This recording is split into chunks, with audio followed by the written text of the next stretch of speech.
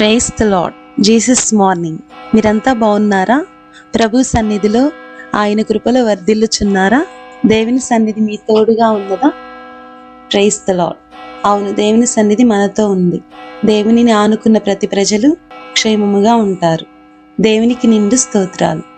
పరిశుద్ధ గ్రంథం నుంచి ఈరోజు తండ్రి మనకి ఇవ్వాలి అనుకుంటున్న దేవుని వాగ్దానాన్ని స్వతంత్రించుకుందాం. ఈరోజు దేవుని వాగ్దానము: యెహోవా నిన్ను ఆశీర్వదించి నిన్ను కాపాడును.